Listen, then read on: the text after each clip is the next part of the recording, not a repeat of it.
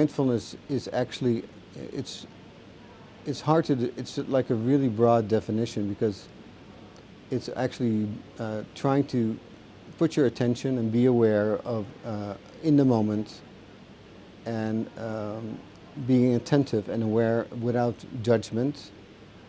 And that's very useful in also in dealing with patients. So that's where most of my interest comes from. Any patient would benefit from mindfulness practice.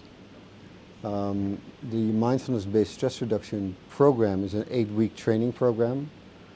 It's a group setting where people come together for 2-3 hours.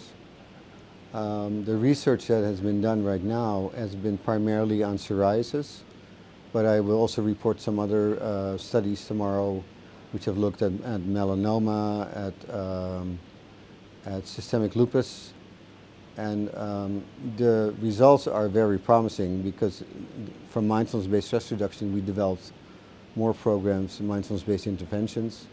These have been promising and primarily in dermatology is being used for psoriasis and for atopic dermatitis. I think personally that everybody can benefit from it, and also the doctor might benefit from doing practices like mindfulness. The training is an 8-week training, normally in the form of a group, within a group of 8 to 10 people. And it's advised for people to, after the training, to continue practicing.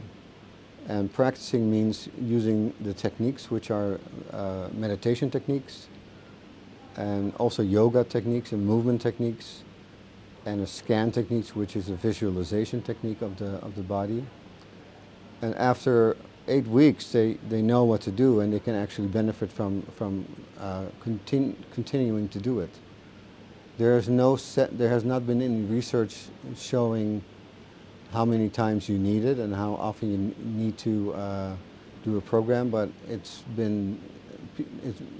they have looked at people that continued practicing and people who stopped practicing, and the ones that continue practicing have better results in general with their illness. I think it's very beneficial for the doctor as well. There have been programs set up by Dr. Epstein and at McGill University in Melbourne where they train students, medical students and medical residents in using mindfulness techniques.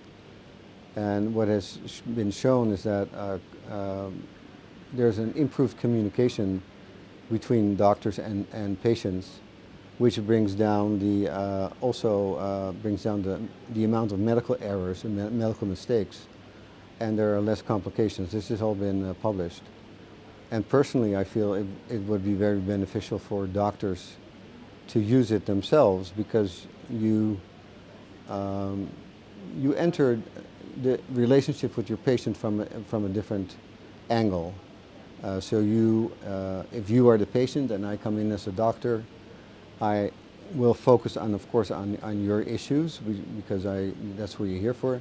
But I also notice what happens with me, in my interaction with you.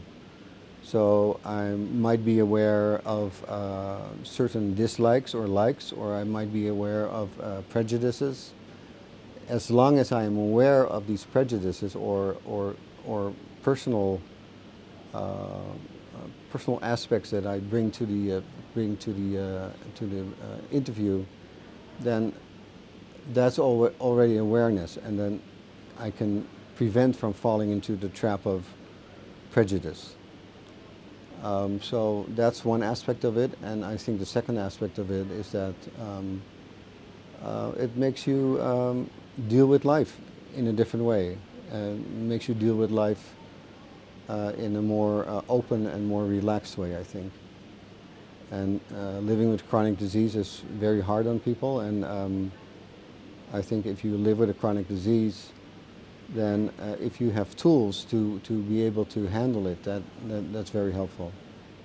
Well, what I'm doing right now at the university where I work is I offer mindfulness lunch sessions on Wednesdays, and what I hope, and that's my hope for the future, is that it will be integrated into the medical curriculum in Holland as well, or wherever.